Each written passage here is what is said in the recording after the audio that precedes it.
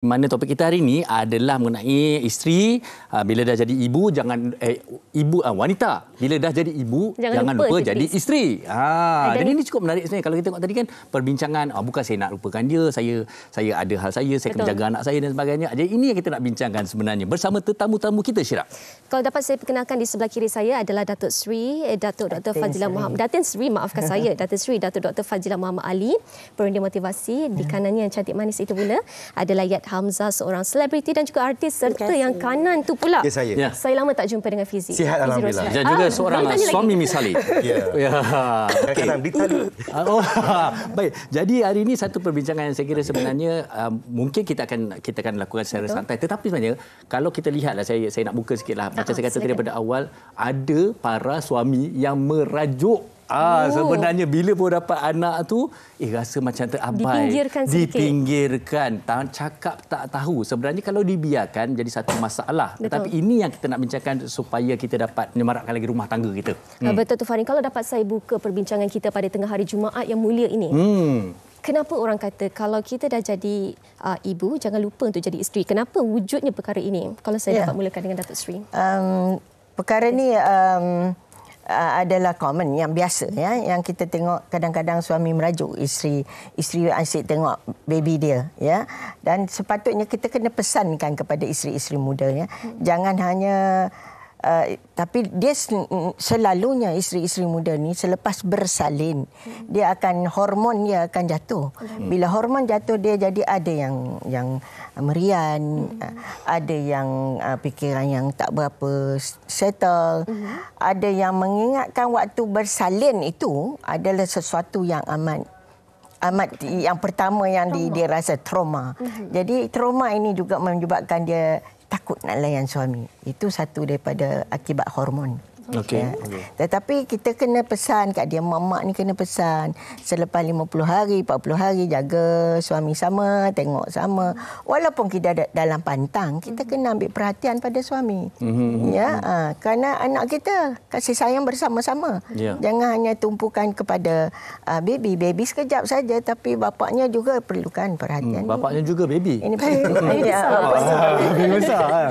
Okey. Baik, itu kalau saya suka dengan Datuk Dr. Fazila ni, sebenarnya kalau cakapnya macam ibu-ibu, mak-mak, pesan pada anak-anak. Okey, tapi saya nak tanya man to man talk lah. Silakan.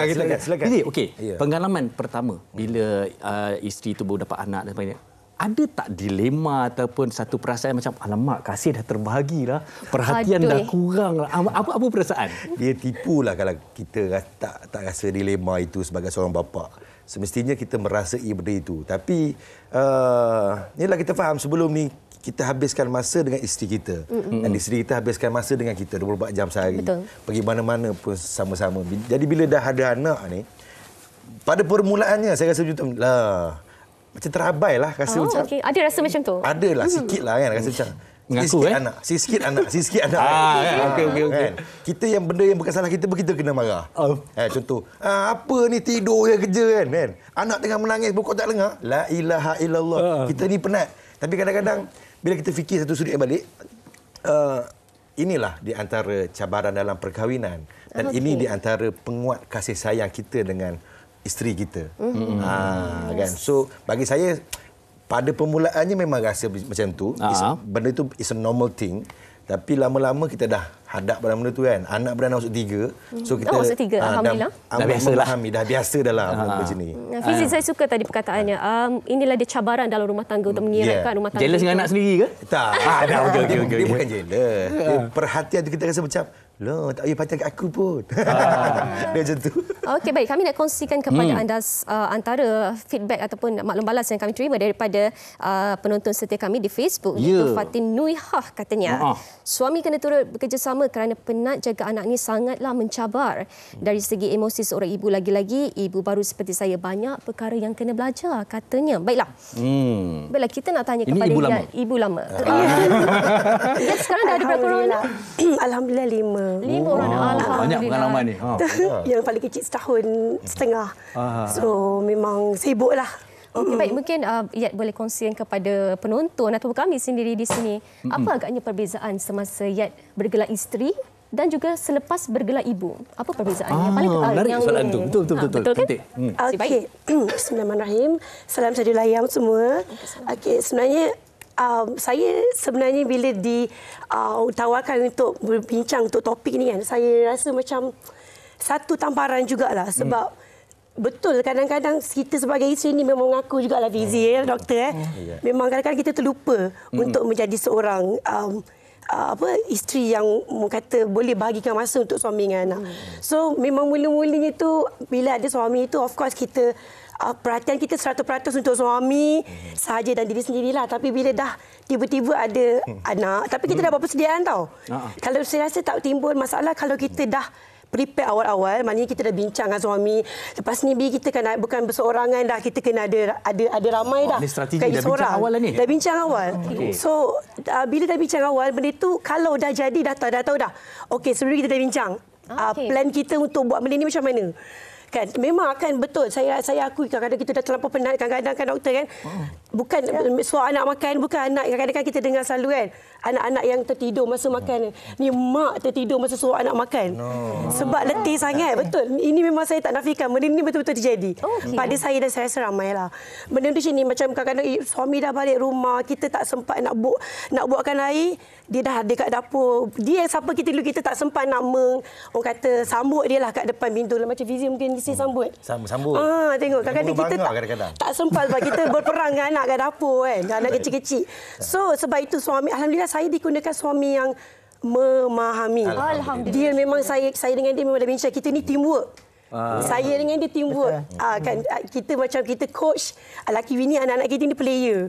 So kita kena pandai atur strategi. Kadang-kadang memang dia akan merajuk betul. Macam Fizi kata. Kamu tak boleh merajuk? Tak dia jenis yang tak, dia senang sikitlah kena bujuk. Tapi kita tahu nak kodok macam mana. Contoh kalau kita dah terlebihkan masa untuk kerja dan anak, kita kena kodok. Dan saya catat apa benda yang saya terlupa nak buat untuk dia. Kalau saya lupa catat, dia cakap Bi saya ada minta kat benda Bi satu benda tapi Bi tak buat lagi. Saya minta kat Bi saya masakkan saya punya singgang tapi Bi tak buat lagi sampai sekarang. Saya akan kodok balik dan buat benda tu. Ya, sebab dia timbul bagi kita manusia. Kurang-kurangnya dia memberi ingatan, saya nak yang ini. Saya teringin lama tak makan. Tapi dia tak boleh kata I nak singgang ya. You buat esok. Tak boleh. Teringin sangat nak makan singgang lama. Itulah. You pandai buat singgang macam ada I buat dulu sedap sangat. Dia kena cakap gitu. Sebab apa? Tanpa perbualan yang menarik hati. Communication kan. Jadi isteri akan merajuk. Mana dengan yang kecil ini, yang besar ini, yang sekolah ini. Jadi dia kena sama-sama faham. Tapi cara menanya, bukan cara yang mengarah. Cara minta perhatian. Dia boleh kata, sayang, jangan lupa sayang. Dulu masa sayang. Tapi sekarang layang-layang. Jadi kata, sayang, boleh tak nak jangan ubah. Kalau sayang dulu masa berkasih, sayang masa berkahwin, tapi bila dapat anak hilang maknya. Mami, panggillah dengan panggilan yang sweet tu kan. Itu yang dia nak. Okey. Kalau kita tengok tadi situasi tu saling memahami. Dia dah ada strategi. Dia dah nampak ini untuk pasangan-pasangan mata. Okey, sekarang ni pun ramai pasangan-pasangan muda sebenarnya. Okey, mereka berkahwin dan kemudian ada anak kan. Tapi mereka sebenarnya tak bersedia sesedia Yat dan suaminya tadi. Betul. Dan banyak perkara yang berlaku. Mungkin Datuk Sri boleh kongsikan apa situasi-situasi yang berlaku dalam masyarakat kita yang menimbulkan bila dah timbul rasa bukanlah cemburu, terabai sebenarnya. Sedangkan ini sepatutnya proses semula jadi. Suami kena faham. Suami sebelum apa-apa dia baca buku dulu. Apa yang patut dia ada sebelum persediaan dapat baby. Of course kita kena siap perbelanjaan untuk beli susu dan sebagainya. Tetapi selain daripada itu dari segi psikologinya dia kena menyediakan isterinya dan dirinya sendiri bahawa kita ada anak bertambah ni makin banyak tanggungjawab. Tetapi perhubungan kita macam mana? Ya, jangan pula isteri dah dapat baby pergi duduk bilik sebelah bagi minum susu semua baru datang kat dia dah tengah malam. Ya, jadi dia rasa itu dia tertinggal. Biar sama-sama kita jaga anak kita. Ya, sama-sama ambil tahu. Ni dah minum susu belum? Ni dah kencing ni. Dia tukang buka pun boleh tolong. Ya, tak salah. Tak hilang ego orang lelaki tu tak hilang. Bila buka pampers tu, tengok anak calik ni ya, tak hilang. Ego tak akan hilang. Tapi menjadi bertambah pahala sebagai seorang bapa. Ya, satu fitrah. Membantu isteri dan juga menyayangi anak dengan penuh kasih sayang. Alhamdulillah, saya dengan Fizi betul. Alhamdulillah. Kita kan bantu isteri kita ya. Alhamdulillah lah. Betul dia. Bila isteri ada dalam sesetengah keluarga kita, mereka mengamalkan menggunakan anak-anak ini sebagai satu medium komunikasi. Pergi beritahu dekat mak, tolong buat air contohnya. Adakah ini satu komunikasi yang sihat? Macam mana? Tapi kalau mak dia depan mata, ngapa tak cakap? Ya, tapi kalau pergi kat dapur, yalah dia baru balik kerja, tolong cakap dengan mama nak air ya. Abah nak air. Ataupun dia pergi dapur sendiri tengok, pegang belakang isteri dia. Buat apa ni? Ya, macam mana budak-budak menangis ke? Pegang belakang. Ciumlah pipi sikit. Isteri kita tu kalau kita balik dia tengah penat ya, walaupun masam di dapur tengah masak asam kan. Tapi biar dia rasa sesuatu yang disayangi, dia dipuji, dia dihargai. Gunakan perkataan-perkataan itu. Merangsangkan lagi supaya dia membuat kerja-kerja menjaga anak, menjaga suami. Jaga anak tak dia lagi semangat sebenarnya bila suami bagi pujian. Betul. Bagi kata-kata orang kata sokongan. Lagi kita tak kisah sebab kita kan selalu kan perempuan sekarang ni, zaman sekarang. Kita akan pegang suami, sebenarnya tugas isteri ni kan melayan suami dengan melahirkan je. Yang lain-lain selalu kita dengar lain-lain. Ustaz kata tugas lain-lain semuanya suami yang buat. Habis tu isteri tugas apa? Kalau kita hanya macam melayan suami dan juga melahirkan anak, suami semua dia yang kerja. Macam saya rasa tak boleh. Kita memang teamwork. Kita atas ihsan isteri, kita buat kerja Ilahi Ta'ala untuk kesejahteraan keluarga kita. Betul tak? Betul. So kita buat sama-sama. Macam suami saya, Alhamdulillah.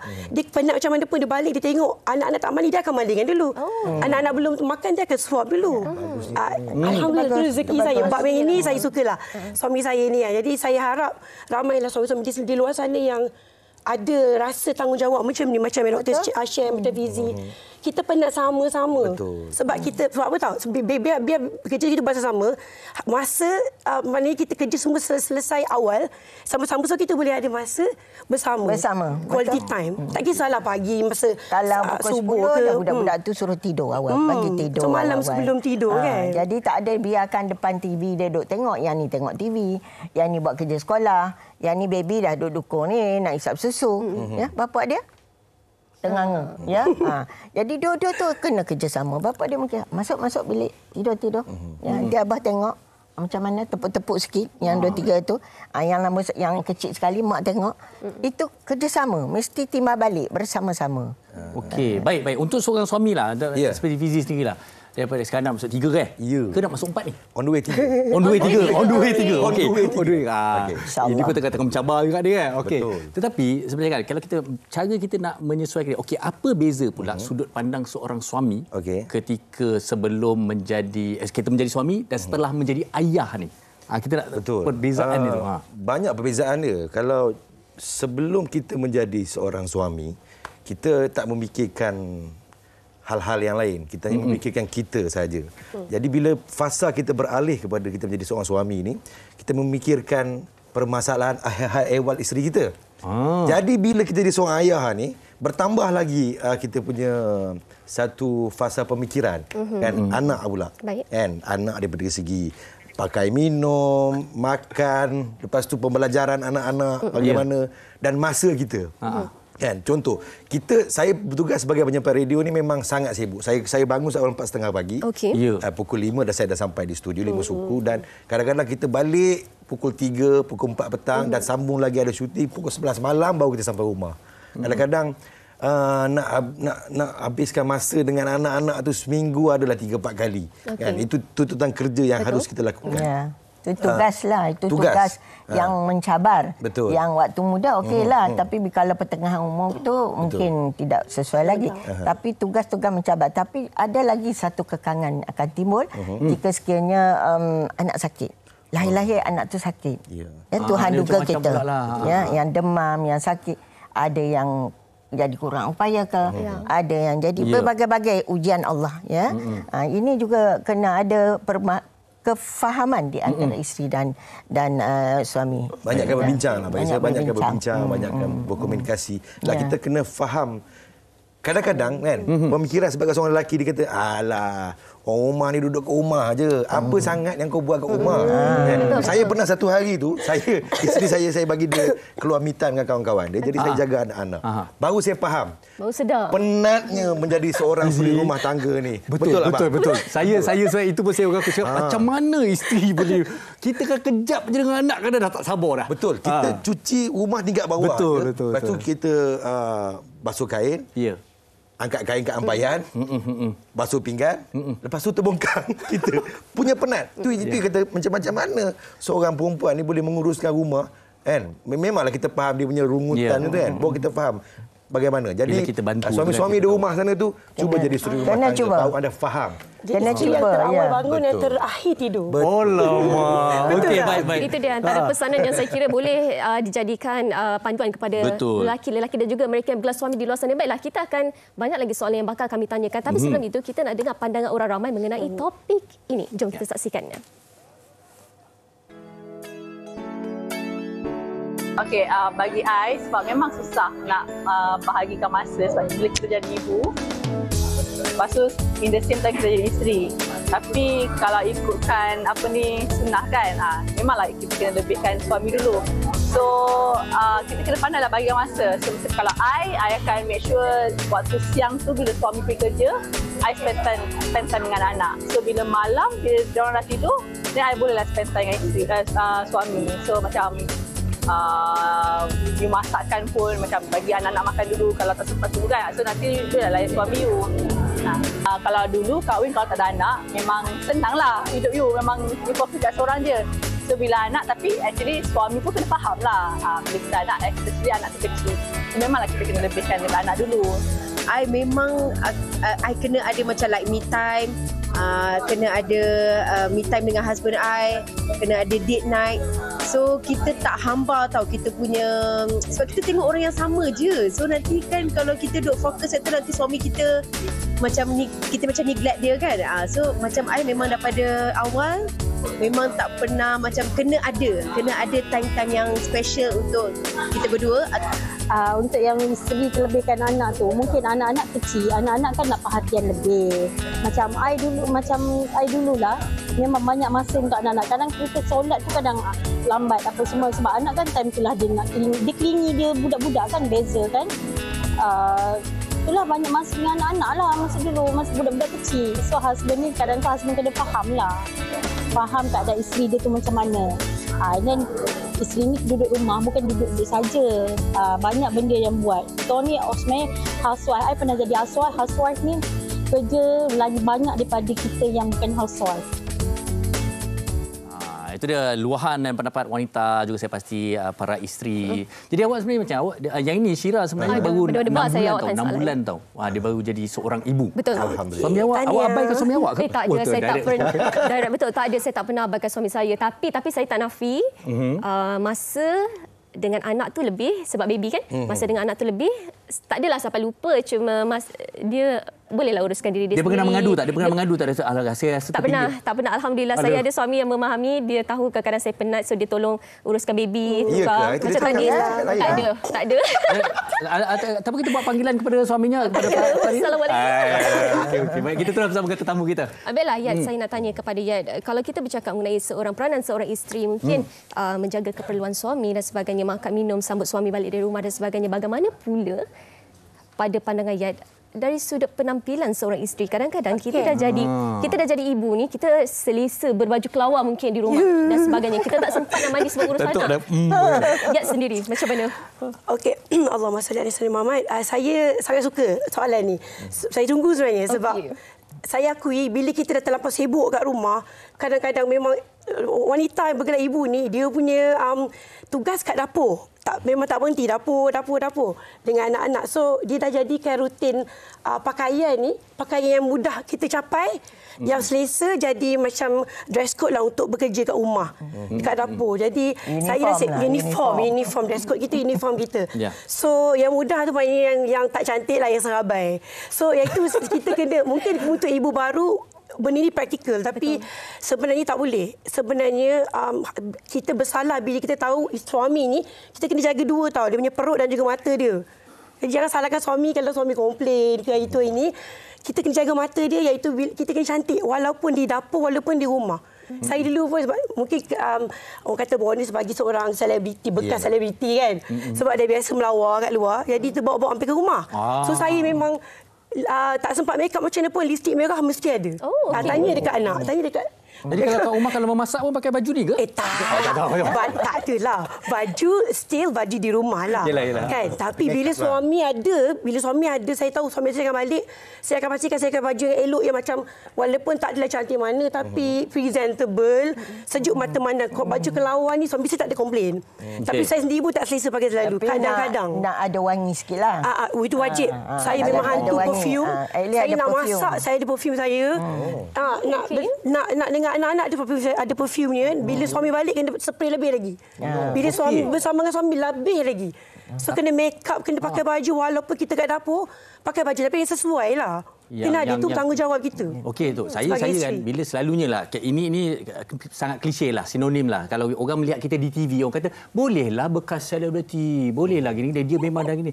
Bagaimana kita nak memperbetulkan persepsi itu? Tak kira siapa pun anda, seorang isteri, seorang ibu, tak kira. Orang kata mungkin ada baju mahal, baju murah, wangi tak wangi, tapi apa yang sebaik-baiknya ataupun sekadarnya?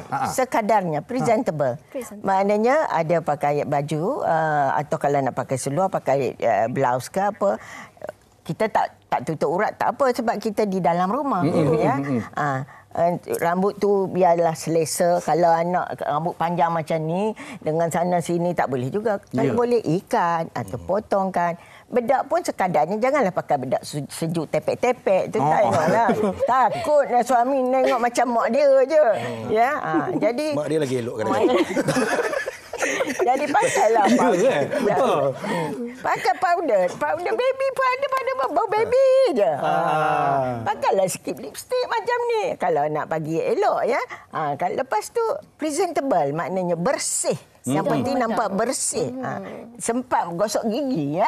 Sempat gosok gigi, jangan pula tak sempat gosok gigi, tak sempat basuh muka, tak sempat. Itu setengah orang macam itu ya. Tapi make sure kita nak masak, kita nak jaga anak, bersih, pakaian bersih. Jangan bekas masak tadi, bekas sambal duk cili, tumbuk cili. Ada pegang anak. No, that's not right. Kalau nak masak, nak basuh, pakai tu yang baju masak tu. Apron. Pakai baju. Kalau nak tukar baju mungkin tak sempat kan, kalau pakai apron tu boleh lah. Lepas tu itu yang tu. Jangan yang cili tu diselomokan kat suami.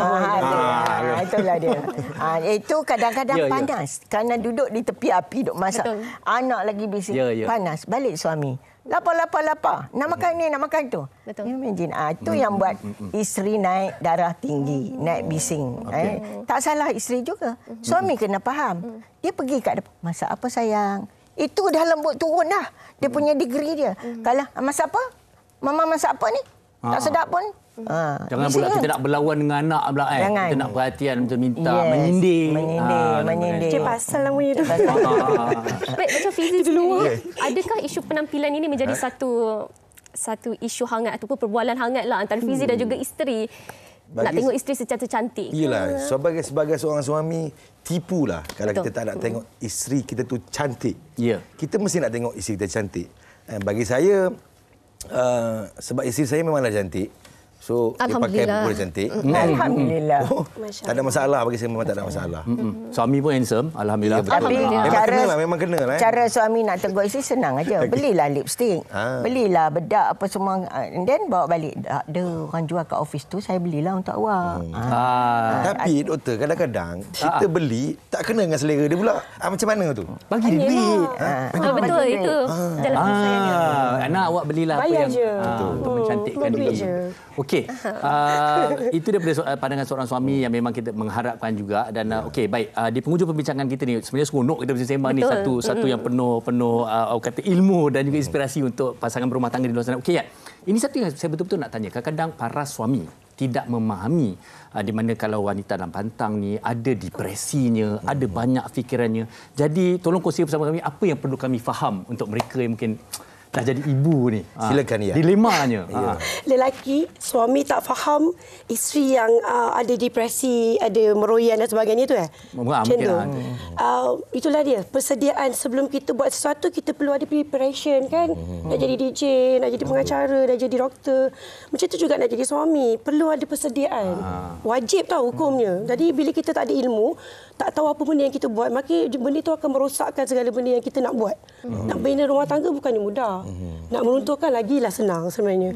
So kena ada persediaan dan macam kita cakap di awal tadi, communication dengan pasangan terpalinglah. Benda yang kecil macam sekarang ni, zaman sekarang tak boleh lagi dah isteri nak mengharap suami faham apa yang kita rasa dan isteri faham apa yang suami rasa, tak boleh. Benda itu tak wujud. Dalam filem mungkin ada, tapi suami isteri kita ni kena luahkan juga. Suami dan isteri ni dia kena belajar ada 5 bahasa cinta. Okey, apa dia tu? Antara bahasa cinta ialah yang pertama puji-pujian, memberangsangkan. Cantiklah you hari ni. Lawalah, mami ni cantik. Puji. Naik. Isteri pun semangat nak cantik. Ataupun suami baru naik pangkat, kita pun, oh congratulations sayang, you dapat naik pangkat. Jangan, alah aku ni duduk cakap dapur, kau pergilah kerja mana ke. Masakan doktor, masakan. Masakan lagi satu puji masak sedapnya. Ya. Menjilat jari. Begitu saja pun sudah memberangsangkan. Tetapi ingat, satu masa kita berdua kena pergi tengok wayang ke, hari birthday pergi makan sama ke, jangan bersama-sama dengan anak-anak. Okey, baik. Okey, seringkali daripada seorang suami, pesanan kepada mungkin harapan bagi isteri walaupun dah jadi ibu ni, jangan lupakan suami. Dia yang paling penting sekali, kita kena saling memahamilah, ya. Faham, I faham you, you faham I. Macam yang topik kita pada hari ni, bila dah jadi ibu, lupa jadi seorang isteri. Kadang-kadang lelaki pun sama. Bila dah jadi suami, lupa dah jadi bapa, lupa nak jadi seorang suami. Dia sama. Dia pun sibuk dengan anak, betul. Isteri pula dia ni. Betul. Dia memang sama. Jadi kita kena saling melengkapi lah, satu sama lain. Dan yang paling penting sekali komunikasi. Kita kena, kadang-kadang lelaki ni dia tak faham. Kena bagi tahu. Dia nak orang faham-faham. Kenalah kita dan juga bagi tahu komunikasi. apa yang wanita itu mahukan. Alhamdulillah. Baik, alhamdulillah. Sebenarnya kita seronok sebenarnya berbincang macam ni kan. Panjang lagi, dah panjang nanti cerita ni. Tapi itulah dia masa mencemburui kita. Kita nak ucapkan sekali lagi terima kasih kepada Datin Seri Datuk Dr. Fadilah Muhammad Ali, kepada Yat dan juga kepada Fizi atas perkongsian yang saya kira ramai orang di luar sana dapat manfaat yang sebaiknya. Kata kuncinya adalah kerjasama dan berbincang. Komunikasi itu tadi. Terima kasih sekali kepada tamu kita dan juga kepada mereka yang berkongsikan pendapat mereka di Facebook kami.